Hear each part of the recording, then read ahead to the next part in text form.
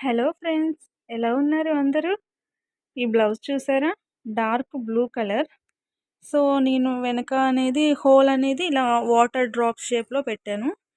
And దీనికి silver colour goat వేశాను. Half పట్టు ఉంటుంది కదా క్లాత్. సో, దానితో అలా గోట్ వేశాను. అండ్ టజిల్స్ చూసారా? చిన్న చిన్నవి క్యూట్‌గా ఇలా ఉంటుంది. ఇలా టాజిల్స్ పెట్టేసి అండ్ హ్యాండ్స్ అనేది ఎల్బో హ్యాండ్స్ ఇచ్చేసి ఇలా చిన్నగా ఇక్కడ చిన్ని ప్రిల్స్ పెట్టేశాను. చూసారా?